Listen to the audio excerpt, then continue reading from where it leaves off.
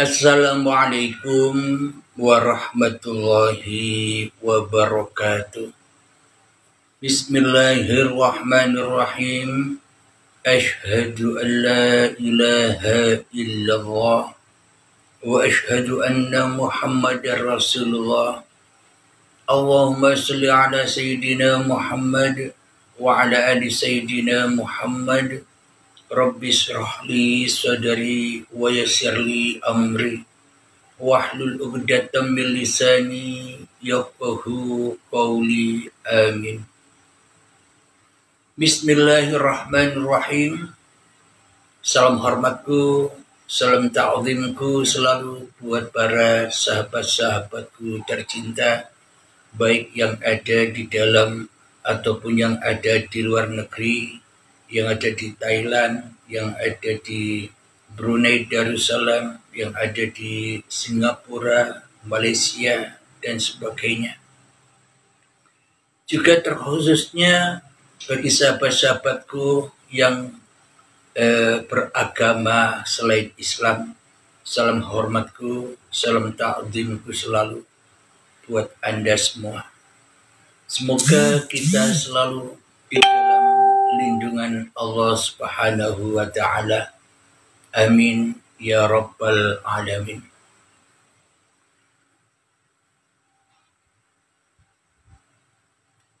Pada saat ini atau di pagi yang indah ini, kita akan membuka tema yang berjudul Orang Kafir Bertasbih. Jadi orang kafir pun juga bertasbih. Orang kafir pun yang kita kira kafir, yakni kebanyakan kita umat muslim memahami orang yang di luar Islam adalah kafir. Jadi makna kafir itu terdinding, tidak percaya kepada Allah dan tidak percaya kepada Nabi Muhammad sebagai utusan Allah. Itulah orang kafir menurut kebanyakan manusia yang suka mengkafir-kafirkan orang yang beragama lain. Dan bagi orang-orang yang masih menilai-nilai orang lain kafir, bagaimana mungkin orang kafir itu bisa berzikir?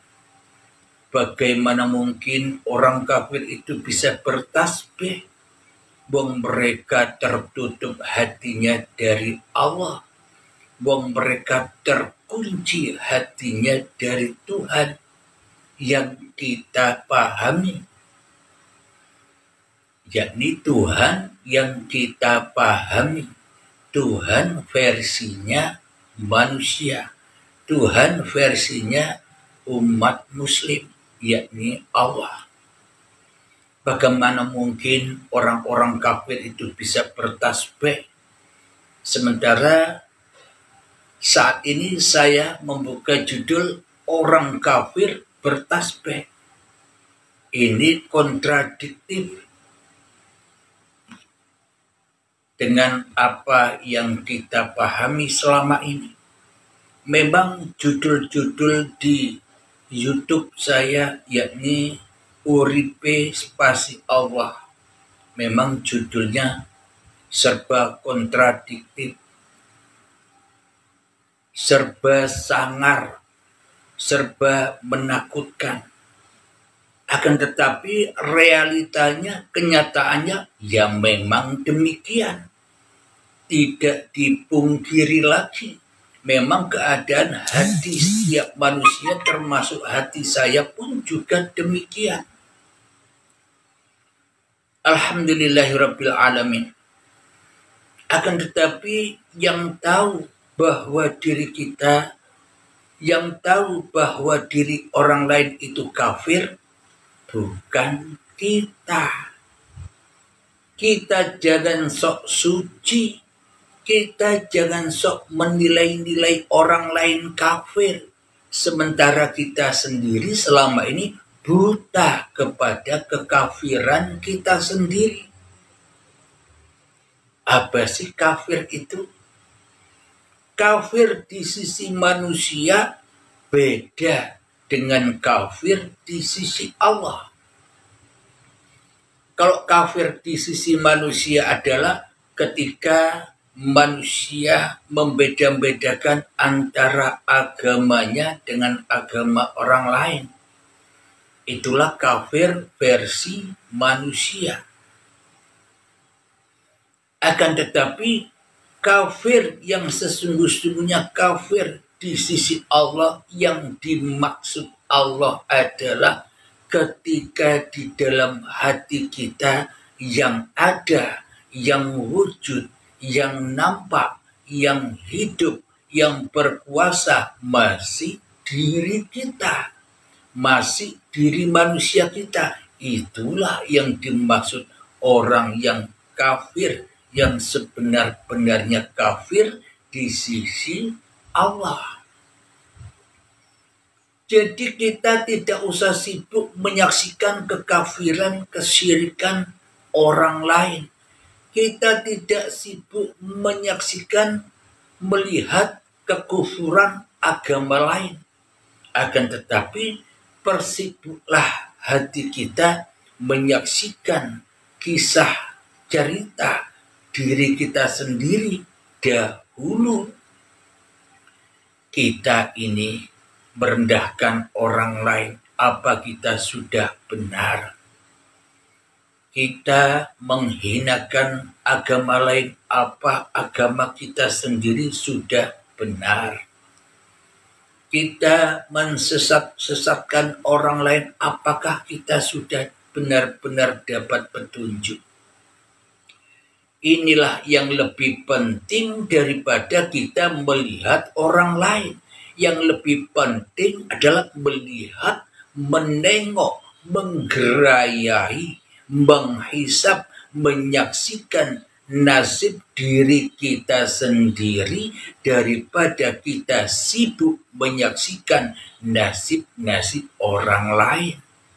Daripada kita dipersibuk oleh melihat nasib-nasib agama orang lain. Jadi menyaksikan diri kita lah, itulah yang lebih terpenting daripada melihat orang lain, karena disitulah kemunculan, keberadaan, kenyataan sang juru selamat itu. Bila kita masih menyaksikan orang lain, bila kita masih merendahkan orang lain, masih melihat agama lain, itu tandanya di dalam hati kita belum ke agama orang lain. Gitu kok kita ini merasa yang paling benar imannya. Gitu kok kita merasa yang paling lurus agamanya. Wong kita masih menilai-nilai orang lain daripada kita menilai-nilai diri kita sendiri. Maka dari itulah perlulah kita kaji kitab diri. Alkitab yang ada di dalam diri kita ini lebih mulia daripada Alkitab yang ada di luar yang kita baca-baca itu. Al-Quran Qadim yang ada pada diri kita ini lebih mulia daripada Al-Quran yang di luar yang kita baca-baca itu. Yang kerap kali kita jadikan dalil-dalil untuk berperang. Yang kerap kali kita jadikan model-model dalil untuk menghujat orang lain, untuk menyerang orang lain. Karena kita baca kitabnya masih di luar. Kurang jauh mainnya. Jadi kalau kita membaca Al-Quran, yang Al-Quran Qadim yang ada di diri kita sendiri. Bila kita membaca Alkitab, Alkitab kita sendiri yang kita baca. diri kita sendiri yang kita perhatikan, maka kita tak akan pernah menghina orang lain lagi, tak akan pernah menghina kitab orang lain lagi, tak akan menyudutkan orang lain lagi, tak akan menghujat orang lain lagi bila benar-benar kita telah membaca kitab diri kita sendiri. Bila kita bisa membaca kitab diri kita sendiri, otomatis kita bisa membaca kitab-kitabnya orang lain.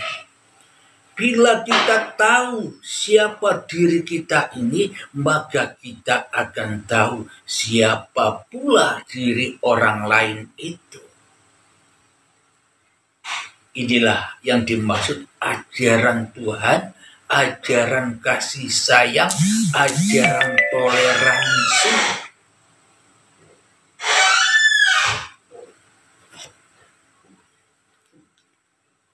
Inilah yang dimaksud agama itu. Inilah yang dimaksud bertuhan itu. Tuhannya tidak beda-beda.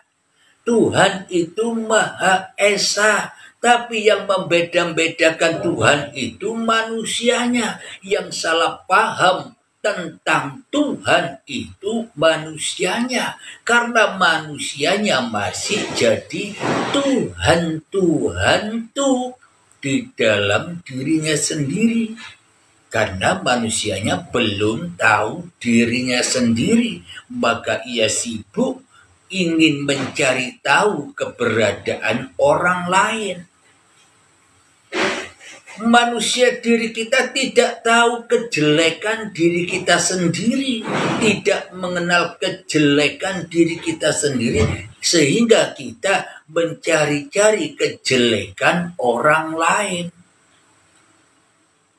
Sesungguhnya saya dan kita tidak mengenal agama kita sendiri, sehingga kita dipersibuk mencari kesalahan, mencari kesesatan agama-agama orang lain.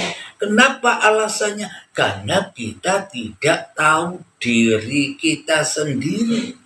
Kita tidak tahu kesyirikan kita sendiri. Kita tidak tahu kehinaan diri kita sendiri. Karena kita tidak tahu diri sendiri, akhirnya sibuk mencari diri-diri yang di luar dirinya. Akhirnya ia diadu domba dengan setan.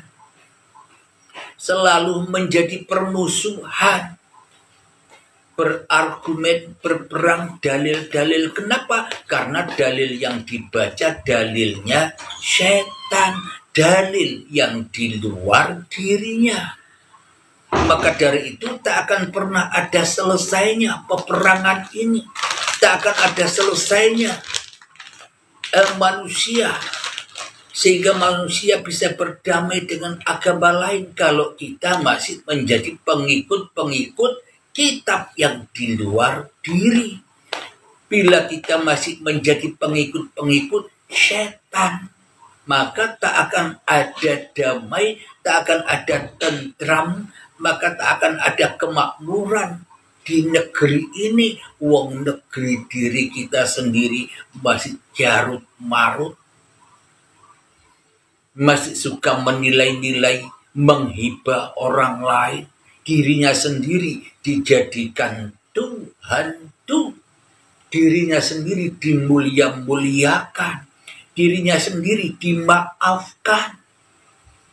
Kenapa? Karena diri kita sendiri merasa yang paling hebat, yang paling benar, yang paling paham daripada orang lain.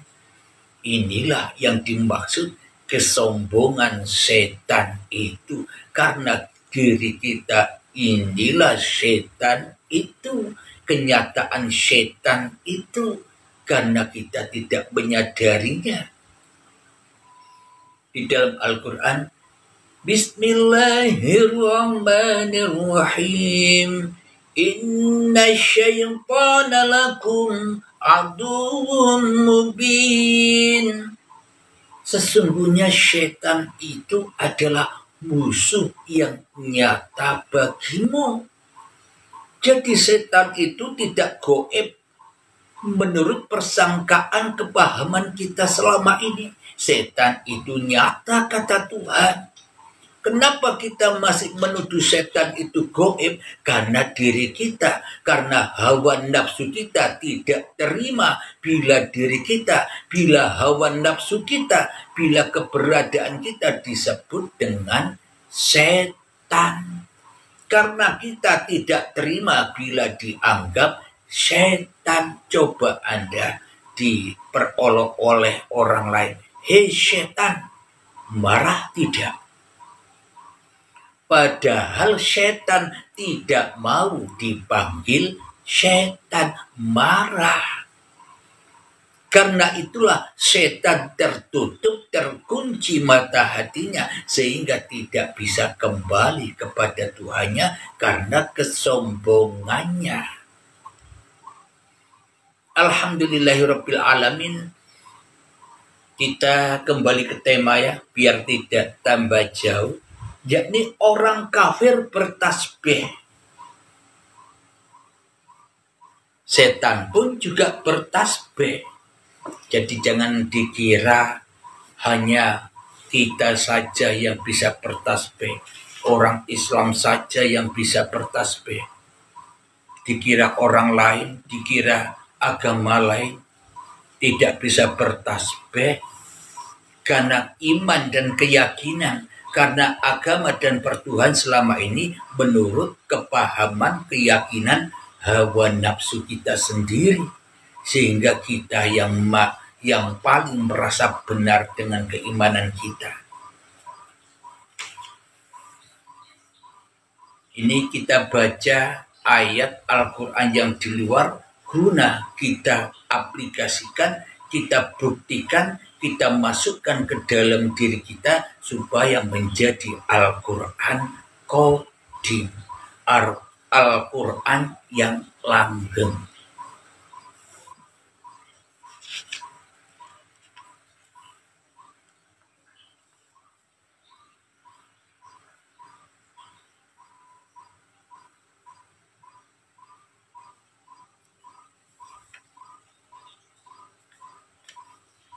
Coba kita buka di dalam surat Al-Isra agar kita bisa membuktikan sendiri, belajar bersama-sama.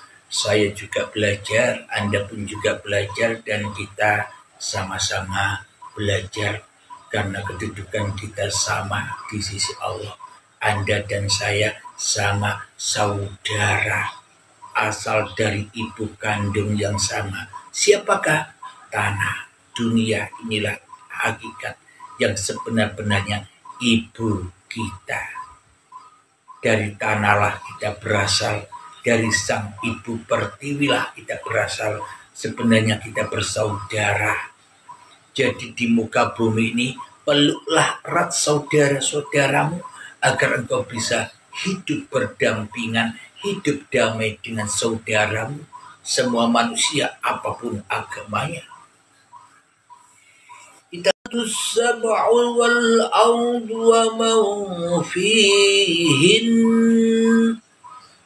وإن من شيء إلا يسبح بحمده ولكن لا تفقهون تسبيحهم إنه كان حليما غفورا, yang artinya langit yang 7, bumi dan semua yang ada di dalamnya bertasbih kepada Allah. Dan tidak ada sesuatu pun melainkan bertasbih dengan memujinya. Tetapi kamu tidak mengerti tasbih mereka. Sungguh Dia Maha Penyantun, Maha Pengampun. Shadaqallahul Azim. Sampai di sini sudah jelas bahwa orang kafir pun juga bertasbih. Jadi untuk membuktikan orang kafir pun juga bertasbih, hayawan tumbuhan pun juga bertasbih, alam semesta ini pun juga bertasbih, maka kita harus tasbih mensucikan diri kita sendiri di hati kita. Sehingga yang ada hanya yang bertasbih. Sehingga yang ada hanya yang maha suci. Serahkan roh kemanusiaan kita, roh yang fana, serahkan hidup lagi kepada hidup Tuhannya, maka disitulah rohnya jadi kudus, rohnya jadi suci dari pengakuan-pengakuan diri kemanusiaan kita, suci dari kewujudan manusianya, suci dari kehidupan tasbih kepada Allah. Semuanya, termasuk kita sendiri, termasuk seluruh umat manusia. Dan tidak ada sesuatu pun melainkan bertasbih dengan memujinya. Tak ada satupun manusia yang tidak bertasbih. Supaya apa? Supaya kita paham dengan logika kemanusiaan kita. Supaya kita paham dengan Alkitab, Al-Quran Qadim yang sudah ada di dalam dada kita. Kita sinkronkan. Agar tersinkron antara syariat dan hakikat, antara manusia dan Tuhan, agar sinkron, agar ahad antara manusia dan Allah, antara manusia dan Allah, antara manusia dan Yahweh, antara manusia dan Gustinya, antara manusia dan Sang Hyang Widinya, agar esa. Jadi maknanya demikian tasbih itu. Jadi bagaimana caranya orang-orang yang kita anggap kafir itu bisa bertasbih?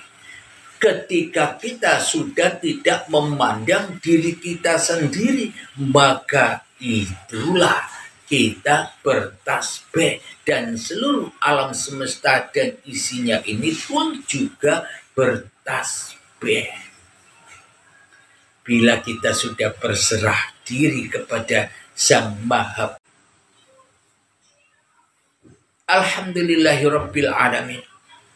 Justru tasbihnya manusia. Subhanallah, dalam Tuhannya, maka Nabi Muhammad Allah sesuai dengan nama YouTube saya, Uripe Allah. Jadi hakikat tasbihnya Abdul Halim. Ya ngomong-ngomong inilah tasbihnya. Ya pengajian inilah tasbihnya. Ya duduknya inilah tasbihnya. Yang melihat inilah tasbihnya. Yang mendengar inilah tasbihnya. Ya keadaan inilah ya tasbihnya. Kenapa? Karena yang ada, yang suci, yang berkuasa atas Abdul Halim ini ya hanya Allah. Sama halnya tasbih Anda pun juga demikian. Keberadaan Anda itulah tasbihnya Allah. Kewujudan Anda itulah tasbihnya Allah. Kehidupan Anda itulah tasbihnya Allah. Apapun yang Anda lakukan itulah tasbihnya Allah. Tak peduli Anda itu agama apa.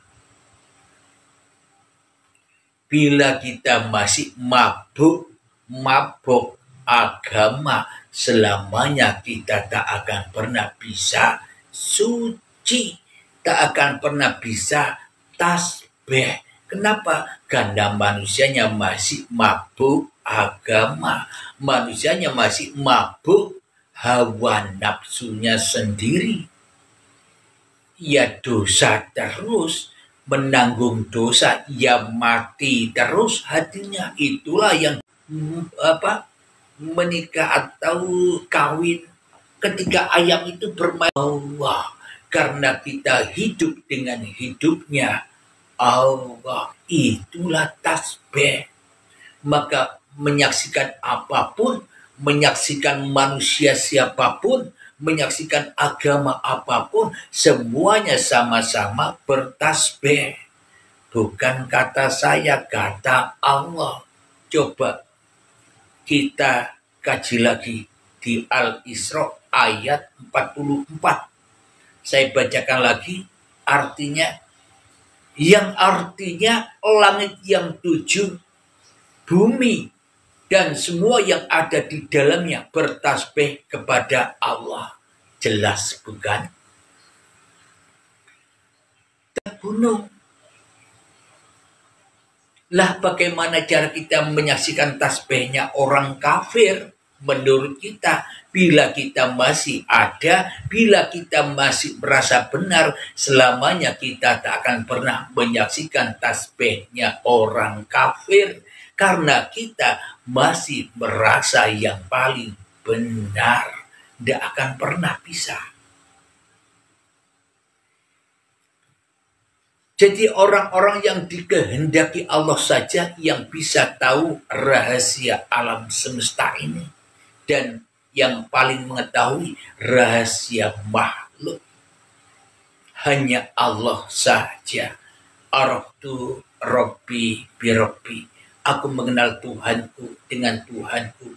Untuk mengenal Tuhanku, untuk mengenal Tuhan, maka Anda harus tidak jadi Tuhan lagi. Bila kita masih ada dan kita masih merasa diri kita yang hidup, kita yang paham, ya selamanya kita tak akan pernah tahu Tuhan. Karena yang kita tahu hanya diri kita sendiri. Percuma dan takbir Allah ini mengkaji diri kita, tidak mengkaji orang lain. Membengkeli, memperbaiki diri kita sendiri, tidak memperbaiki orang lain. Ngapain? Wong diri kita saja masih rusak, kok kita coba membenahi orang lain? Diri kita saja masih buta, kok nuntun-nuntun orang lain? Diri kita saja masih gelap, kok kita mau menerangi orang lain? Alhamdulillahirrabbilalamin dan sebagainya. Jadi indah. Dengan adanya perbedaan inilah agar kita saling mengenal, saling kasih, membangun kedamaian daripada orang-orang yang kita sesatkan. Karena sesungguhnya diri kitalah yang paling kafir dan kufur daripada orang-orang yang kita kufur-kufurkan. Karena kita tidak tahu diri kita, jadi kepo, heboh dengan penampilan orang lain. Karena kita sendiri tidak tahu penampilan diri kita sendiri, hingga kita sibuk menilai-nilai, menyaksikan orang lain. Jadi disinilah kita belajar mengkaji diri kita sendiri, membaca satu persatu ayat-ayat Alkitab yang ada pada diri kita, kesalahan-kesalahan kita selama ini. Sehingga apa? Sehingga hidup ini penuh kedamaian. Bahagia bila manusia itu gontok-gontokan. Setan merasa bahagia ketika manusia itu suka berdebat-debatan. Setan paling bahagia. Kita yang menderita, setan yang bahagia. Salahnya siapa? Salahnya setan apa diri kita sendiri? Karena kita tidak menyadari bahwa diri kita sendirilah setan itu. Alhamdulillah. Jadi yang dimaksud zikirnya orang kafir dari Tuhan yang Esa. Siapa sih Tuhan itu? Hidup yang menghidupi kita. Ini loh yang dikatakan Allah. Yang dikatakan Allah. yang dikatakan Bapa, yang dikatakan Romo, yang dikatakan Sang Hyang Widi, yang dikatakan Gusti, ya hidup ini. Karena saking banyaknya nama sehingga kita tidak, maka saya Tuhannya bernama Allah. Pasti saya diciptakan Allah berbeda-beda dengan Tuhannya. Agama orang, kepala di atas, leher di bawah kepala, pundak di samping kanan kiri leher, tangan ada tangan kanan kiri, semuanya sama. Berarti kita diciptakan Tuhan yang sama. Karena kita kepo atau karena minallah itu diutamakan dulu sehingga bisa hablum minannas. Bila hablum minallahnya saja tidak bisa ditempuh, pasti hablum minannasnya bohong, dusta, penuh dengan tipu daya. Apa buktinya? Contoh ringan saja. Ketika kita tidak mengenal Tuhan, contoh kita beribadah, kita bersedekah, dalam hati sedekah, dalam hati kita hawa nafsu. Karena hablum minallahnya gelap, yang ada hanya hablum minannasnya.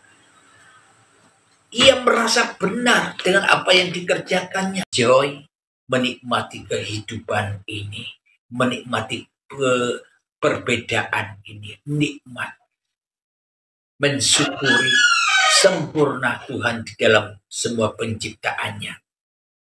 Alhamdulillahirabbil alamin. Jadi tema orang kafir bertasbih sudah kita bahas.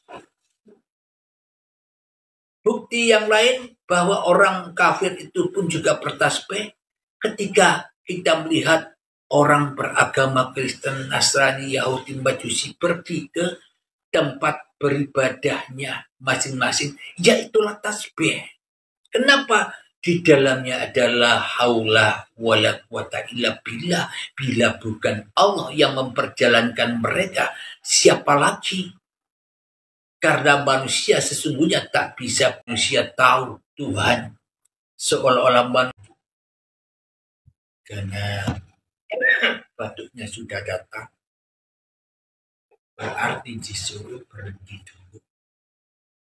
Alhamdulillahirabbil alamin. Dan akhir kalam, assalamualaikum warahmatullahi wabarakatuh.